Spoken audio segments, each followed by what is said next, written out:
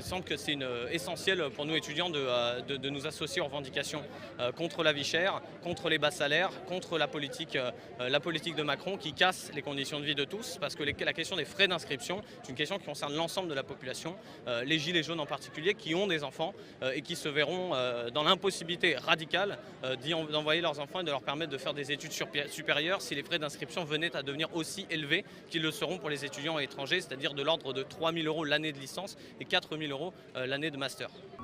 Une goutte d'eau qui fait déborder le vase, eh bien on a la réponse des Français. Le Français, il n'est pas si couillon que ça, je pense. D'abord, vous félicitez parce que vous lâchez pas et qu'aujourd'hui vous ne laissez pas intimider. Jamais.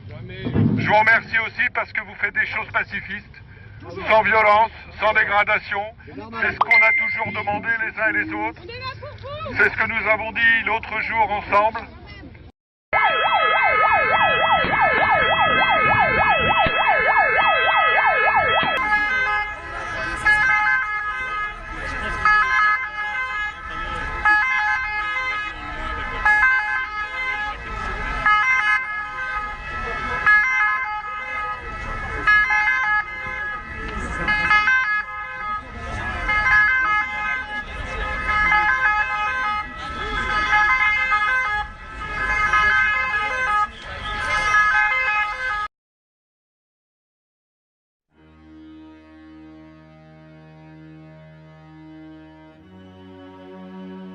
Nourriture, eau, terre.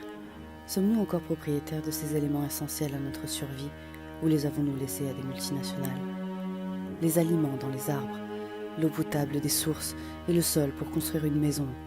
À un moment de notre histoire, nous avons laissé la gérance de ces ressources à ceux qui ont intérêt à nous garder dociles. Nous sommes formatés depuis l'enfance à les servir, suffisamment intelligents pour faire fonctionner leurs machines, mais pas assez pour se révolter. Élevés pour ne pas faire de vagues dans le système, rentrer dans la petite case qui nous est définie et se contenter de notre esclavagisme moderne. Nous sommes le carburant qui donne le pouvoir à une fraction. Ceci est leur monde, et la plus importante de leurs ressources, c'est nous. Nous construisons leurs villes, nous faisons tourner leurs usines, nous nous battons dans leurs guerres. Seul le pouvoir les motive. L'argent est simplement l'outil qu'ils utilisent pour nous contrôler. Un morceau de papier sur lequel on dépend pour se nourrir, se déplacer, se divertir. Et en contrepartie, nous leur donnons le monde. Où il y avait des arbres qui purifiaient l'air, il y a maintenant des usines qui l'empoisonnent. Où il y avait de l'eau à boire, il y a maintenant des déchets toxiques. Où il y avait des animaux libres, il y a des usines où on les fait naître et mourir sans fin pour notre satisfaction. Le problème de la surpopulation est un mythe. Notre planète produit suffisamment pour les besoins de tous, mais pas pour les envies de chacun. Quand réaliserons-nous que l'argent ne peut être mangé? Soyez le changement que vous voulez voir dans le monde. Chacune de vos dépenses, chacun de vos actes, de vos choix, a un impact sur le reste du globe. Nous sommes les 99,9%. Nous sommes le peuple. Nous sommes un si grand nombre. Comment cela se fait que ces 0,1% arrivent encore aujourd'hui à profiter au-delà de l'excès alors que tant d'entre nous luttent pour survivre? Ils nous divisent pour mieux régner, ils nous désinforment et nous divertissent pour que nous restions dans l'ignorance. Nos dirigeants nous mentent impunément, bafouent nos droits les plus essentiels, et nous les laissons faire. Jusqu'à quand?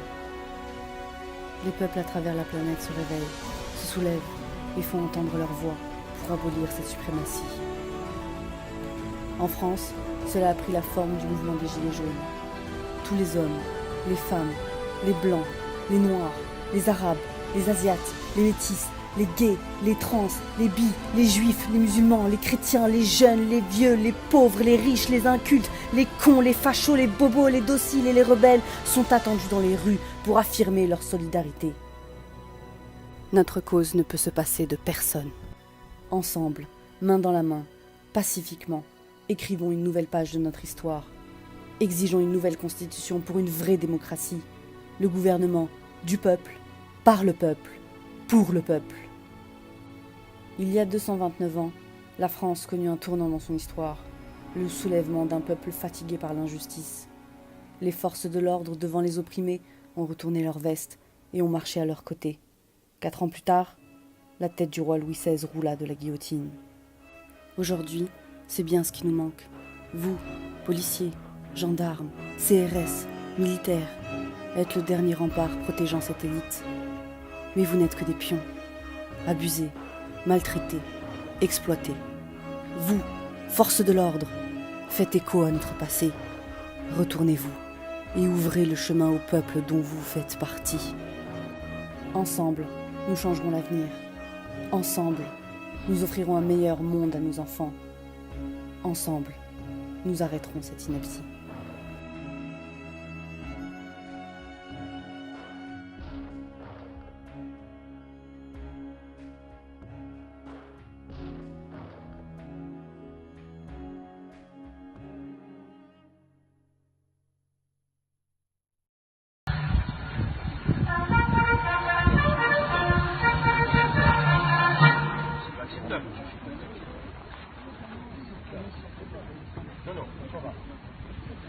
Non, la samba avec un minimum. Ce n'est pas acceptable. Et attends.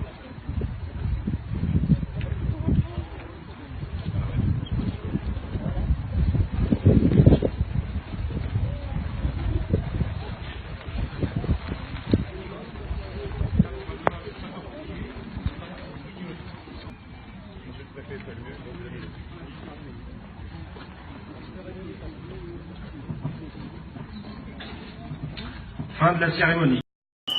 Non, ça ne peut plus être calme, là, parce qu'il y a eu trop de répression, trop de gaz lacrymogènes et trop d'injustice.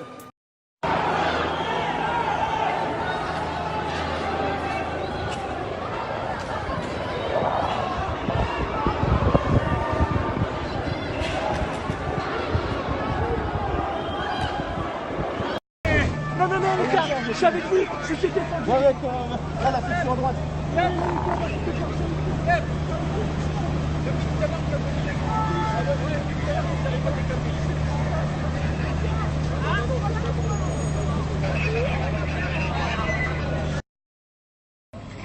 Attends. Hé.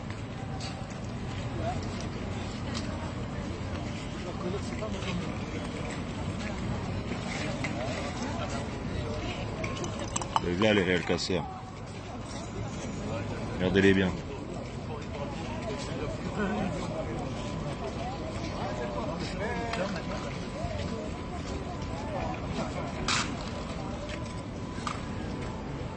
Moi, je les cite bien, on les voit pas, les gars, là. Bah, si, mais sans les brassards. Là, il y a un sacré troupeau. Là.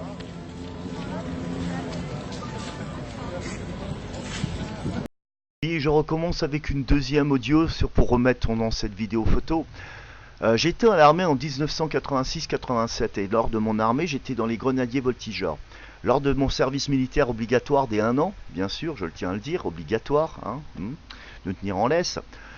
J'ai quand même fait 30 jours de prison parce que je refusais de porter l'arme, mais j'ai réussi à leur tenir tête et je n'ai eu que la radio. Mais en tout cas, ce qui m'a le plus important, c'est pas mon histoire de privé, mais c'est surtout sur la mission qu'on m'a donnée à faire, à exécuter. Dans cette caserne en question, que je ne citerai pas où c'était quoi que ce soit, on nous disait de nous habiller en combinaison et d'être civil. Alors on avait tout des choses qu'on nous avait mis à droite à gauche. Et puis on était cagoulés, on avait des cagoules, des gants, enfin voilà quoi. Et en face de nous, on avait des quarts de CRS qui venaient pour faire leur formation, pour apprendre à se former contre les batailles de rue. Jusque là, bon bah moi j'obéissais quoi. C'était clair que bon ben comme tous les gamins de 19-20 ans, ben on y allait quoi, on allait bastonner les CRS, voilà, on s'entraînait. Moi je pensais que ça s'arrêterait là, mais en fait non. Un beau jour on nous a dit attention, s'il y a des volontaires, ceux qui sont volontaires à s'entraîner avec les CRS, eh bien on serait d'accord s'il y a des volontaires d'aller dans des manifestations quelque part en France, hein, quelques coins où ça bougeait, et de s'infiltrer en civil, dans la foule. Et si les politiques, ça les énervait que ces mobilisations, ces manifestations perduraient, bah pour pouvoir l'étouffer, la meilleure recette c'était justement d'ensemencer des sortes de casseurs pour montrer la mauvaise image, et comme ça on accuse que tous ces mobiles, ces manifestations qui se produisent par tous les partis politiques ou quoi que ce soit, sauf la nouveauté maintenant c'est les Gilets jaunes, ce qui met mal à l'aise à tous ces partis politiques que je ne citerai pas, mais en tout cas quoi qu'il arrive, pour casser le mouvement, eh ben, il fallait aller dans la manifestation et aller jeter et aller agresser et menacer justement les CRS. Et du coup, eh ben, dans cette foule de violence, il y avait bien entendu d'autres personnes qui manifestaient, qui n'étaient pacifiques, hein, mais au fond, ils ont vu qu'on a été grenadés, qu'on a reçu des grenades lacrymogènes et tout, automatiquement tout le monde s'en mêlait. Si on était 10 dans la manifestation, automatiquement on faisait un effet d'aimant et ça venait. Voilà la vérité. Ce qui se passe depuis deux week-ends de suite à Paris, rassurez-vous, c'est pas réellement les gilets jaunes. On infiltre des casseurs. Et ça, je ose le dire parce que je l'ai fait. Voilà. Et malheureusement, c'est bien cette politique de véreux qui le font. Aujourd'hui, je les dénonce. Je les dénonce parce que c'est justement une guerre politique entre toutes les parties qui s'affrontent depuis des siècles. Eh bien, ils envoient leur loup-garou. Et voilà pourquoi il y a de la casse. Et c'est si facile de dire, eh ben voilà, on va restaurer un couvre-feu. On va faire ce qui se passe en île de la Réunion, quoi. Hein, voilà, on arrive dans le nouvel ordre mondial. On y arrive. On y arrive progressivement. Bientôt, on va être encore plus bridé qu'on est actuellement. La liberté, mettez-le sur une belle feuille, encadrez-le, parce que ce mot-là, je ne sais pas s'il va encore être existant dans le futur. Allez, bon courage quand même. Ciao. Que veut cette horde militaire de traîtres et de rois conjurés quand ils nous traînent, quand ils nous traitent de cons, de braves, de pauvres Français, quoi? Ces cohortes étrangères feraient la loi dans nos foyers, quoi? Nos flics, soldats, mercenaires, alors qu'on est tous étrangers. Aux armes, etc. Aux armes, etc.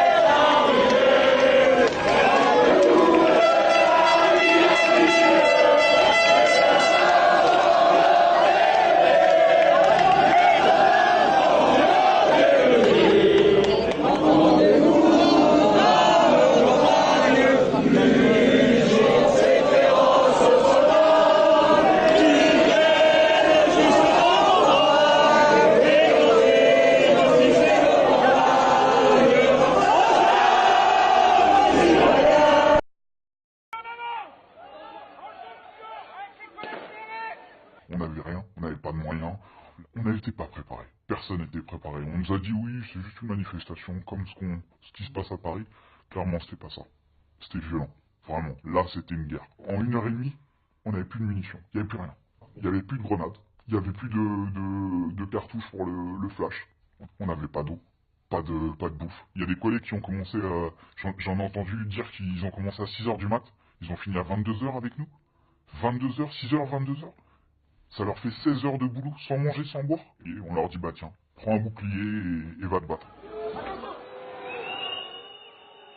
On s'est retrouvés, donc on était peut-être 200 policiers sur les champs. On nous a donné, franchement, les ordres, allez-y. Donc en gros, on fait ce qu'on veut. Franchement, j'ai pas compris. C'est votre hiérarchie qui vous disait ça?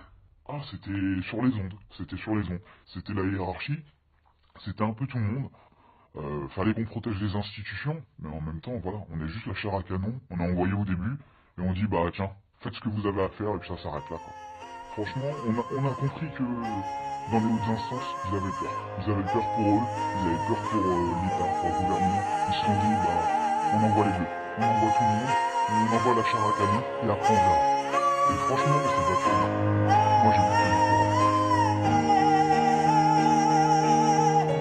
L'État comprime et la loi triche, l'impôt se rit des malheureux, nul devoir ne s'impose aux riches, le droit du pauvre est un mot creux, des preuves qui se ramassent à l'appel, l'égalité n'existe pas, pas de droit sans devoir, dit-elle, égaux à la naissance parfois, liberté, liberté chérie, ce qu'on la tue n'ont que l'odeur, amour sacré de ta patrie et ta fraternité.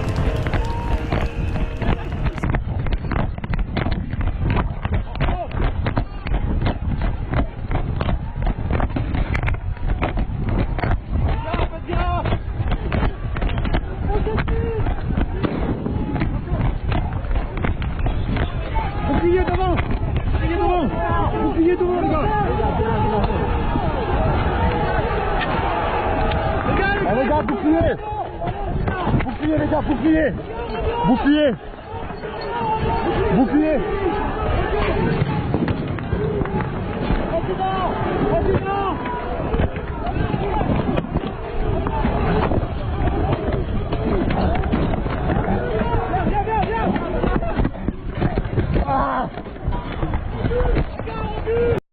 Oui, on craint le pire. C'est pour ça que moi j'attends des mesures. Aujourd'hui... Pire que ça? Ah, pire que ça, bien sûr, oui. pire que ça. Oui. C'est quoi pire que ça? Pire que ça. C'est des morts? On a des gens, oui, moi je crains des morts samedi prochain. Ah, vous craignez des morts samedi prochain? Je crains des morts samedi prochain. Et je crains des morts tant chez les policiers que chez les manifestants. Parce que mes collègues, quand ils vont arriver au bout du rouleau, ça fera le 3e samedi d'affilée. Vous savez, on a des fonctionnaires de police, de la préfecture de police de Paris, des compagnies d'intervention qu'on voyait tout à l'heure particulièrement malmenées au pied de l'Arc de Triomphe. Ils sont rentrés au service à 2h du matin. Ils ont repris le service à 6h. Ils ne sont pas rentrés chez eux. Ils ont renquillé de 6h jusqu'à 22h hier au soir. Et là, toute la semaine, ils sont au travail, ils seront encore le week-end prochain. Ce sont des hommes et des femmes qui vont être rendus, in fine, à plus de 20 jours de travail consécutifs sans repos. Et la peur au ventre. Quand vous avez même des commandants de CRS particulièrement aguerris qui vous disent « On a eu peur de ne pas rentrer, nos hommes, ce soir, au cantonnement. » Donc, à un moment donné, qu'est-ce qu'il va faire? On sera dans un état de légitime défense qui n'est pas prévu dans le maintien de l'ordre. Mais à un moment donné, mes collègues vont vouloir sauver leur peau, qu'ils soient policiers ou gendarmes. C'est bien pour ça qu'il faut qu'Emmanuel Macron comprenne ce message. Il faut impérativement qu'il apporte des réponses concrètes et qu'on puisse avoir des moyens quantifiés pour neutraliser les casseurs, les pilleurs de samedi prochain. Mais je voulais vous le dire parce qu'avec beaucoup de gravité, j'ai été convoqué ce matin à la police pendant 1h30 parce que je vous ai parlé, parce que je vous ai écouté. Honte à la police! Non, c'est pas la faute de la police. Non. La police n'y est pour rien, la police a fait son travail et il faut la remercier de vous accompagner et de faire son travail. Aujourd'hui, c'est l'État qui n'accepte plus qu'on discute et qu'on contredise ce qu'il veut faire. Donc aujourd'hui, moi je vous le dis, il faut rester pacifiste, continuer à faire comme vous faites, mais il ne faut rien lâcher. Parce que si un élu du peuple n'a pas le droit de parler avec le peuple, alors on n'est plus en démocratie.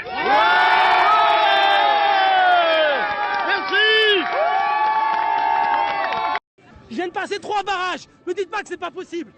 Ils nous frapperont pas si on les touche pas. Au pire, il y en aura un qui va manger. Je suis prêt à me sacrifier. Il en faut que quelques-uns. Ils sont combien là? Ils sont 100, on est 4000. On est 10 000. Qu'ils viennent là! Tu vas te dégager.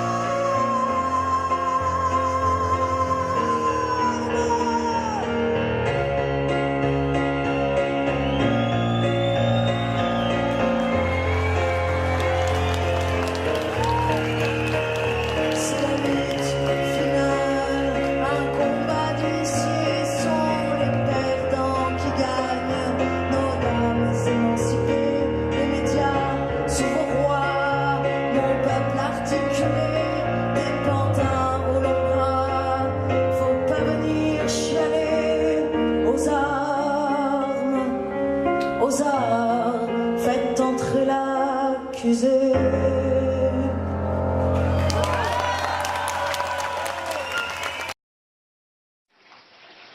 Bonjour. Alors pour les portes de Serval, là, vous êtes en train de faire votre pactage. Alors je sais pas ce qu'on vous a raconté, mais voilà, je voulais vous prévenir. Vous voyez qui c'est que vous allez avoir en face de vous.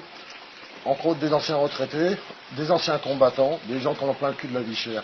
On n'a pas envie de payer notre baguette 2 €, notre litre d'essence 2 €, notre gasoil 2 € pour financer des routes de merde qu'on nous a rien demandé. On est taxé sur le tabac, on est taxé sur tout. Là, les gens sont en train de péter un plomb, ils en ont marre. C'est aux élus de faire quelque chose. Serval, vous étiez très bien au Mali, j'étais avec vous partout sur les théâtres d'opération. Là, en face de vous, c'est des Français, c'est des gens qui en ont plein le cul, qui crèvent la faim. Merci de garder vos armes en bas. Merci à tous mes frères d'âme. Bonne journée.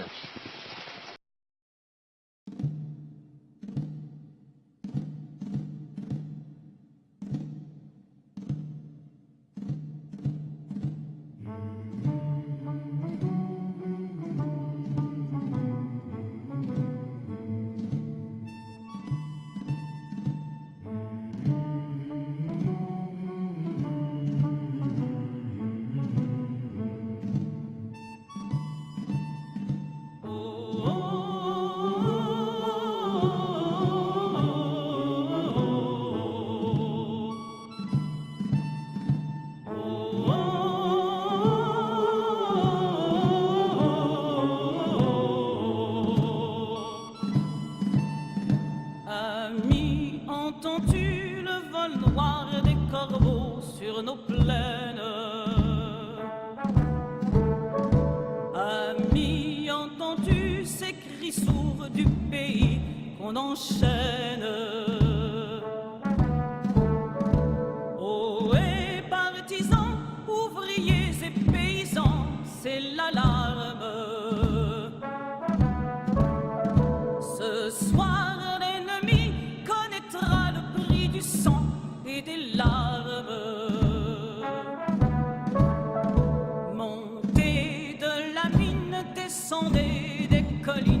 camarades. Sortez de la paille, les fusils, la mitraille, les grenades. Oh, et les tueurs à la balle et au couteau, tu évites. Oh, et saboteur, attention à ton fardeau, dynamite. C'est nous qui brisons les barreaux des prisons pour nos frères. La haine à nos trousses et la faim qui nous pousse la misère. Il y a des pays où les gens creux des lits font des rêves. Ici, nous vois-tu, nous on marche et nous on tue, nous on crève. Ici, chacun sait ce qu'il veut, ce qu'il fait quand il passe. Ami, si tu tombes, un ami sort de l'ombre à ta place. Demain, du sang noir séchera au grand soleil sur les routes. Chantez, compagnons, dans la nuit, la liberté nous écoute. Ami, entends-tu les cris sourds du pays qu'on enchaîne?